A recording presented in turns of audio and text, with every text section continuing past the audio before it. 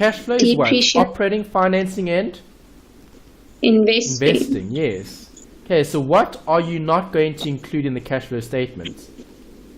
Depreciation. Why do you say that? It's a non-cash It's a item. non-cash item. Yeah, you're actually going to be taking it out. Okay. Number 2. Right, an increase in the debt ratio accompanies a decrease, increase, okay, or something, okay, in debt and what in financial leverage. All right, so what is the debt ratio? We're going to need those formulae that you looked at right at the beginning, okay, we actually looked at it in FIN3701. All right, so that's those fancy equations. You could actually use your textbook for this reference. Okay, so I think maybe let's use the textbook rather instead. Okay, just to give you page references. Okay, debt ratio, inventory turnover, average turnover. Where's the debt? Okay, there's profitability, net profit margin, ROE, price to market book. Where is it? Debt ratio. Oh, there's it. Okay, current. No, that's current.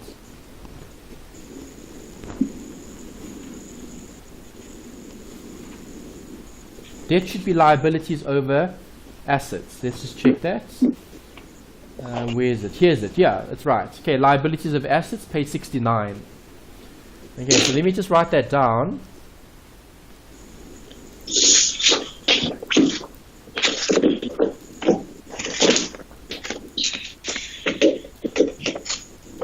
Page 69, debt ratio. Right, what is the debt ratio? It's Total liabilities over total assets. yes, TL over TA. Okay, and then they asked you about financial leverage. Okay, so we need the formula for that. Right, financial leverage we covered in chapter 6, if I'm not mistaken. Okay, again, just to give you a page reference, here we're looking at financial leverage. All right, so financial leverage is under the leverage chapter. Okay, leverage, page 503. Okay, so on page 503, that's the start of leverage. The formula for financial leverage is on page operating financial 511. Okay, remember the textbook is always what we focus on because the textbook is always correct. Okay, 511 DFL, financial leverage. Okay, financial leverage is the relation between EPS over EBIT. Okay, obviously a change in the two. Alright, so change in EPS over a change in EBIT. Do you agree? Yes. Okay, so if I'm looking at a change in EPS and a change in EBIT, we need to look at how would an increase or decrease in the debt ratio affect it. Okay, well, what do I have here? An increase in the debt ratio. Right, accompanies what in debt and what in financial leverage. Right, so if I'm increasing the debt ratio, am I making the numerator bigger or smaller?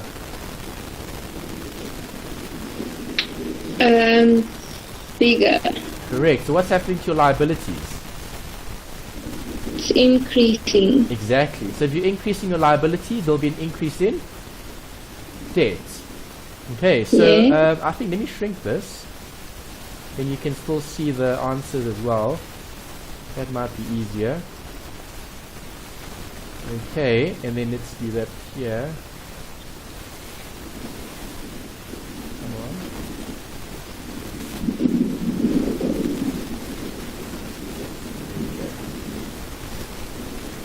Alright, so question 3 is asking you about an increase in the debt ratio. If I'm increasing the debt ratio, what am I going to do to debt? Increase it. Increase it. So it must be option 3 or 4. Okay, we now need to consider the financial leverage. Okay, so in terms of financial leverage, we've got a change in EPS and a change in EBIT. Right, so if I'm increasing the debt ratio, what am I going to be doing to the financial leverage?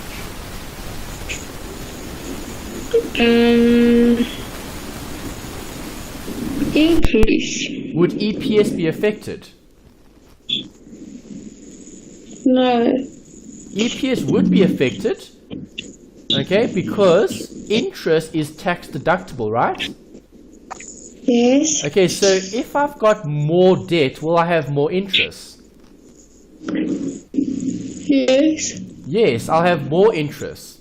Okay, so if I have more interest, okay, will I have a bigger or smaller EPS? Bigger. If I have more interest, I'll have a smaller EPS.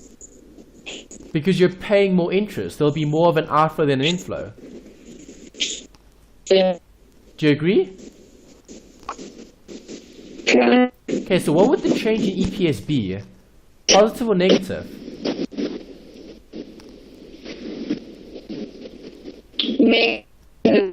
Negative, right? Option 3, right?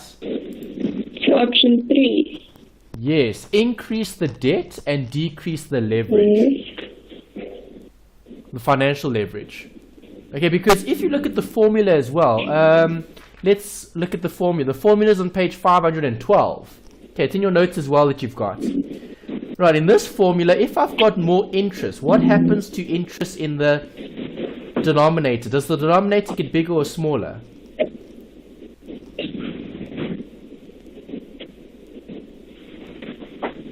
Sorry, just repeat that. The interest. What happens to interest if I've got more debt? Interest will go up. Increases. Okay, so if the interest goes up, okay, if the interest goes up, your denominator will get bigger or smaller. If interest goes up, you will subtract a bigger amount. Does that make sense? Yes. Okay, I think, let me write down the equation. I'm going to open up FIN3701. Okay, because FIN3701 had the leverage. Okay, so it's in your previous module that you've done already. Let me open up this set of notes. Okay, and let's get the leverage formula, which is over here. Okay, let me write that down. Okay, so we've got that.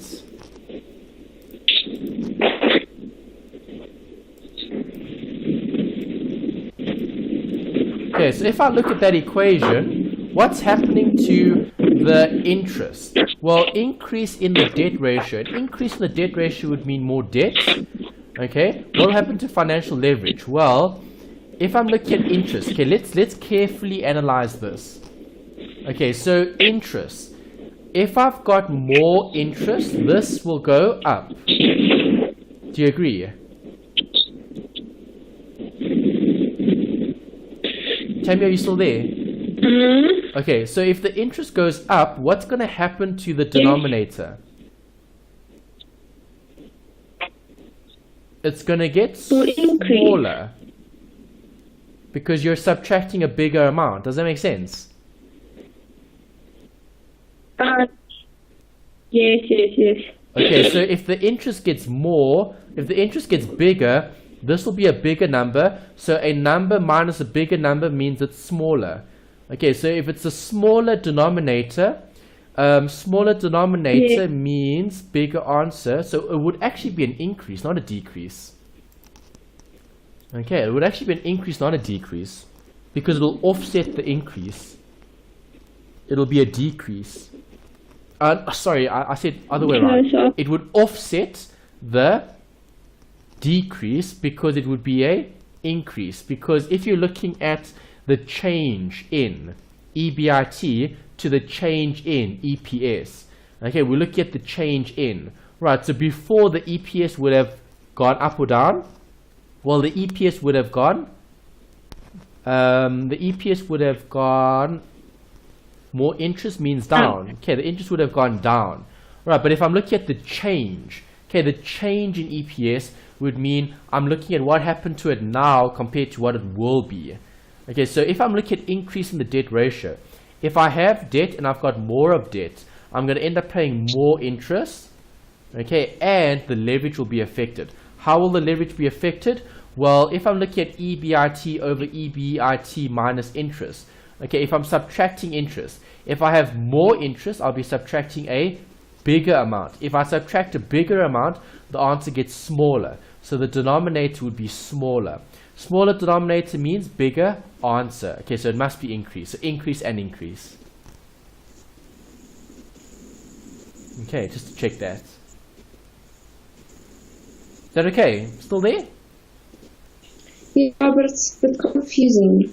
Okay, we're just looking at this formula. A change in, and we're looking at the DFL. Right, here they just said financial leverage.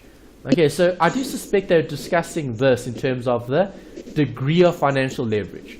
Okay, and the formula for financial leverage. Okay, change in one over change in the other. Okay? Alright, number 4. An analyst of Pickup has calculated the following ratios for the firm. Right, this you should be able to do quite easily, right? Cash conversion cycle. What are we going with question 3? Pardon? So we're going for answer 4 for question 3. Yes, increase and increase. Okay, let me just write it down. Okay. Okay, 4. What is the equation for cash conversion cycle? That you should know off by heart. AAI plus ACP minus APP, right? Tammy? Do you agree?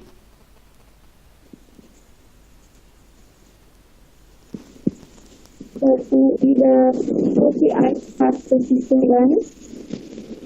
No. 37 plus 48. Minus 28. Yeah. Got that? So hold on one second.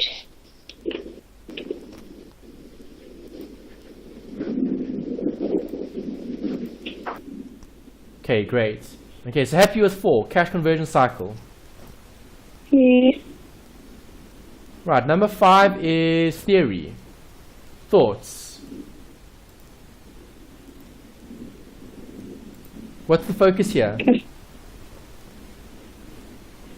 Firm has a lower asset turnover than the industry, which implies that. Okay, so what are they focusing on? They're focusing on this, asset turnover.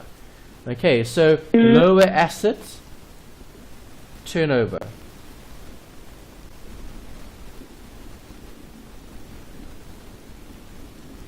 Okay, so total asset turnover is the TAT ratio. Do you agree? Okay, total asset turnover. So here, a firm has a lower asset turnover than the industry. So what does that mean?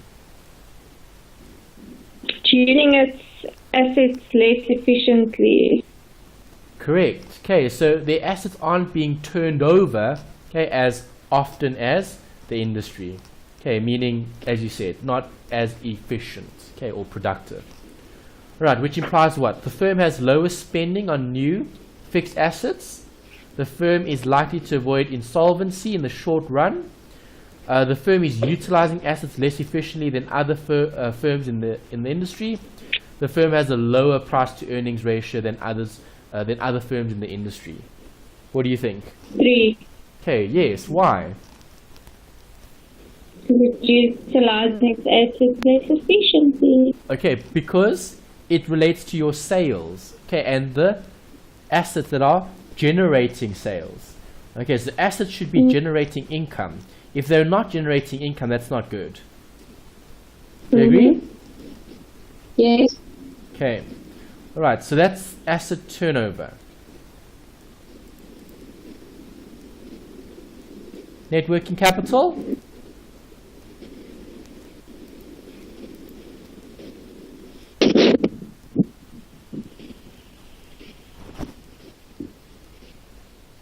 Easy question, Tammy.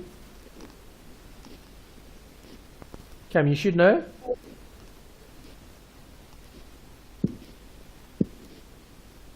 Tammy, are you there?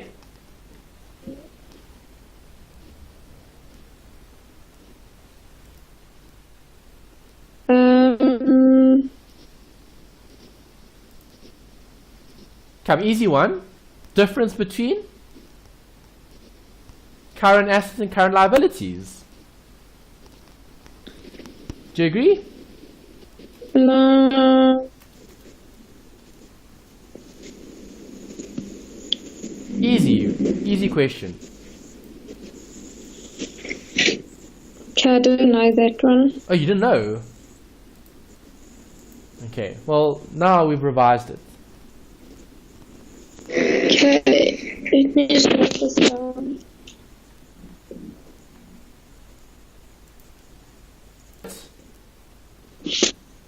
Yes. Okay, next. In financial management, working capital can be explained as what? They just gave you the same thing.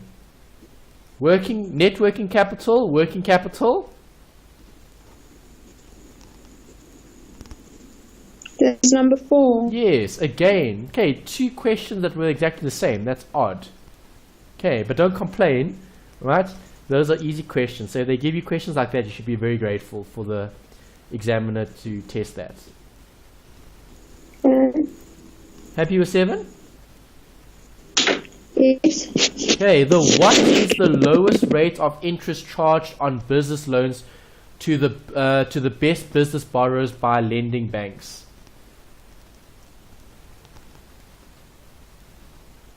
Treasury bill. Is the lowest rate of interest charged on business loans to the best business borrowers by lending banks. Okay, so obviously prime is lent to the consumer. Okay, commercial paper, federal funds rate, and treasury bill rate. Okay, so what are we looking at? Business and government, or business and banks, or banks and government, or banks and business? Banks and business. Okay, so we've got business loans to the best businesses by lending banks. Okay, do you agree the bank lends at what rate? Prime. No, the banks lend at the repo rate. Do you agree? Okay. Okay, the repo rate is the rate that the bank has with who? Consumer. No, SARS, the Reserve Bank. Okay, so not SARS, that's Revenue Services. Okay, SARB, S-A-R-B, not S-A-R-S, SARS, S-A-R-B, SARB, the South African Reserve Bank, not the Revenue Services. No, that's taxes, that's something separate. Do you agree? Yeah. Okay, so banks lend from the government at the federal funds rate. Okay, so they want to know what's the lowest rate of interest charged on business loans to the best business borrowers by lending banks. Okay, a treasury bill rate would be a rate that's applicable for what type of instrument? Treasury bill, which is cash. Do you agree?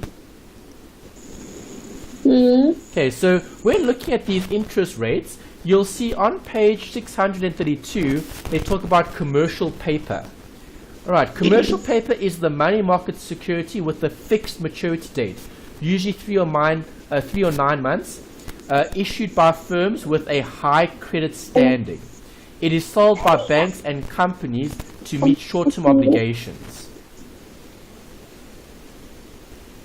Okay, so when looking at this, we're issuing these forms of financing to firms with the high credit standing. If they have a high credit standing, what does that mean? They're the best businesses, right? If you've got a good credit record, are you a good or bad business? Tammy, good or bad business?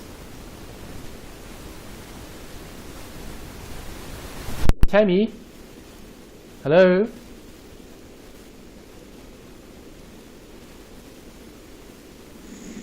Tammy, good or bad business? Good. Okay, it's good. Why? Because they have a high credit standing, right? Yes. Okay, a treasury bill is something that relates more to government than it does to the market. Okay, so I just want to find the page reference for that. Where's treasury bill here? International trade, international transactions. Okay, we spoke about the commercial paper. Treasury bill. Is there no heading for that? Let's double check. Okay, treasury bill.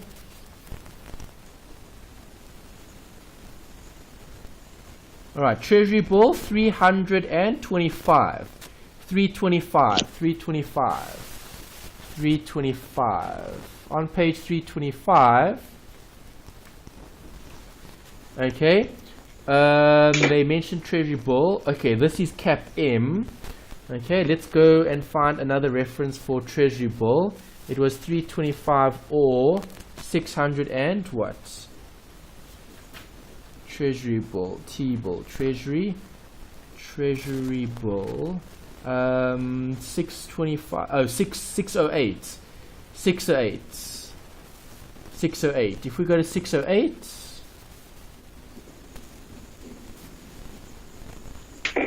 okay, treasury bill.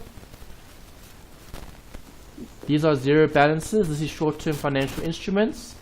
Okay, interest on current balances, that's fine. And we've got securities here. Do they define it for us? No, they still don't give it to you. Okay, there's no nice definition here in your textbook. Oh no, there is.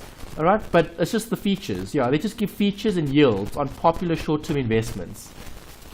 Okay, you can see this is money market. Okay, treasury bills. The issuer for a treasury bill is the government. Okay, treasury bill is seen like almost like a bond type of instrument. Okay, so do you see here, you've got government, you don't have private sector. Does that make sense? Okay, so the most important bit is what we said earlier. Commercial paper is between who? Businesses and the banks.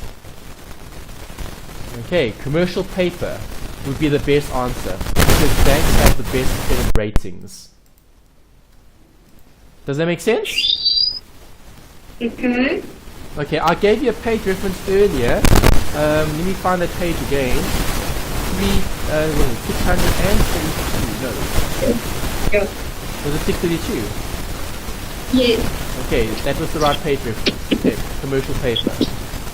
Page 632. Right, number 9. Most commercial paper has a maturity ranging from. Okay, obviously, this is theory relating to this form of loan. Okay, when looking at commercial paper, is it short-term or long-term? Short-term. It's short-term. Okay, so if I'm looking at short-term commercial paper, when focusing on commercial paper, it's going to be issued in the number of days. Okay, so it'll be ranging from maybe 60 days, 90 days, depending on the scenario. Alright, here they said most commercial paper has a maturity range from 6 months to 1 year, 1 year to 3 days to 270 days, 7 days to 30 days. Okay, looking at that, which option do you think is correct? 4. Option 4, 7 days to 30 days. No, that's too short. Well, we said short. Well, short could be 90 days. Okay, this is just the most. Right, so you can have 30 days, 90 days, 60 days. You can have different amounts of days. Here they're looking at most commercial paper has a maturity ranging from. Okay, so if it's ranging from, it's ranging from a specific amount of time. Okay, so looking at this. Sorry, pardon, what was that? So it's option 3 then. Option 3, 3 days to 270 days. 270 days will be less than a year. Okay, let's just see if there's any confirmation here.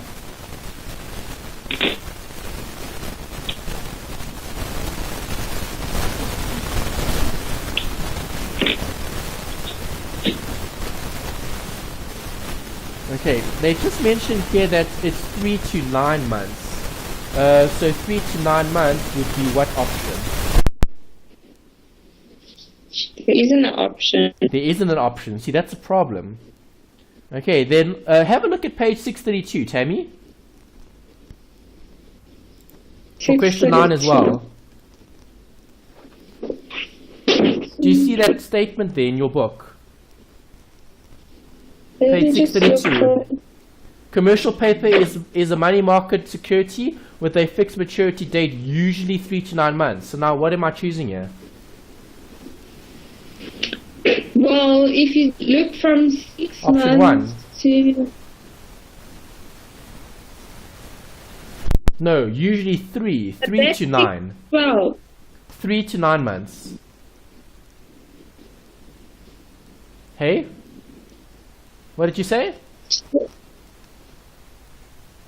Sorry, I didn't hear your question or your comment. What did you say?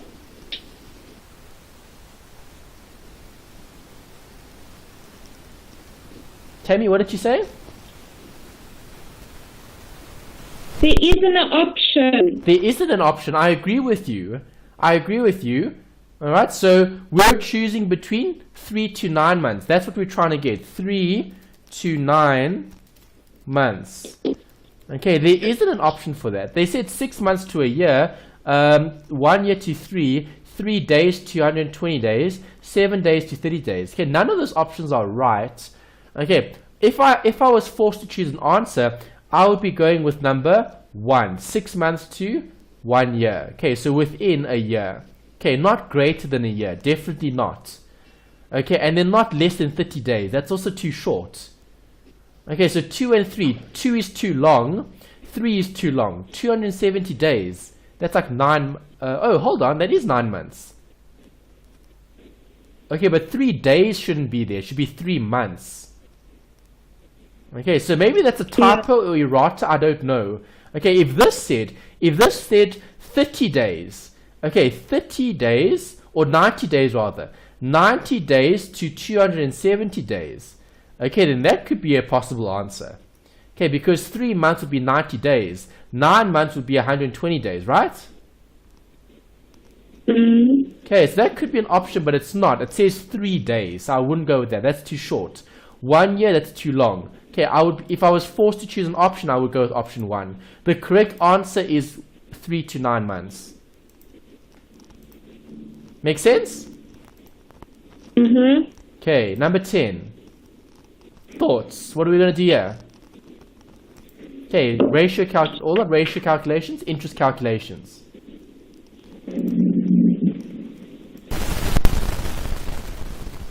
So we're going to take the 200,000 times 10%. Yes, okay, so 200,000 times 10%, which is the interest rate, times 120 over 360. Okay, it gives us the interest. Do you agree? Yes.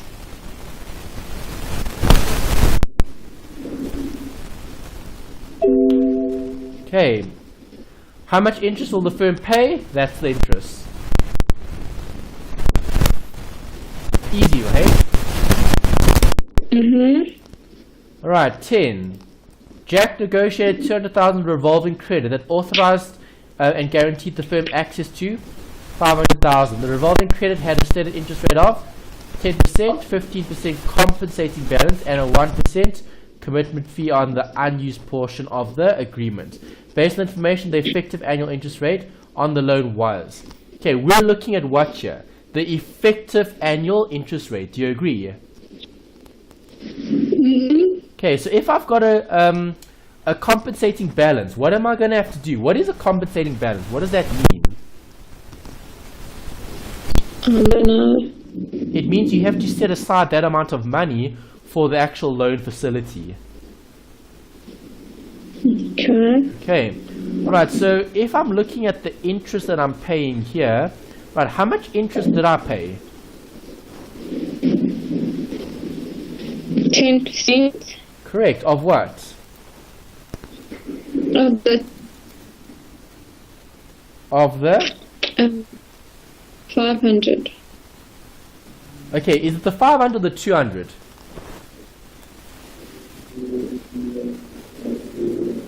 $200.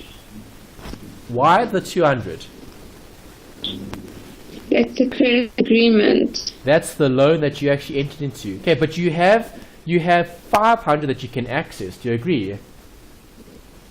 Yes. Okay, so we can access 500,000, but I've only used how much? 200. Yes. Okay, so if I'm only using 200, do I pay interest on 200 or 500? 200. 200. Right, what's the rate here? Okay, they didn't give you any days, so that's fine, so no days. Okay, so 200,000 times 10% gives me an interest rate of, or not interest rate, interest of 20,000. So what does that represent? That's the cost of the borrowing. Okay, what is the commitment fee? How much do I have to pay? 1% commitment fee on the unused portion of the agreement. So what is the unused portion of the agreement?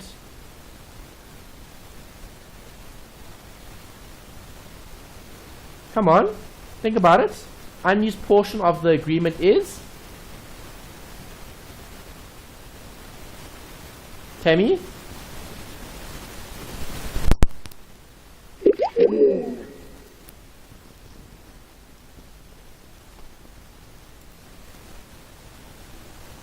Alright, so, yeah, sorry, Tammy had a bit of connection problems, so I'm just going to finish off this last question and then we'll continue with question 12 the following week. Okay, so please try to download the past papers so you'll have access to those resources, and then we'll be looking at as many questions as we possibly can to get through more of the questions or past papers to practice for preparation as for the final exams. Okay, so I was talking about this one with Jack. Okay, so Jack negotiated 200,000 revolving credit agreement that authorized and guaranteed the firm to access 500,000.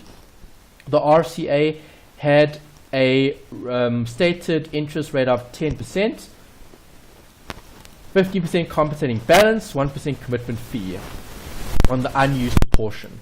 Right, so the commitment fee is going to be 1% of the unused portion, which is 300,000. Alright, so 1% of 300,000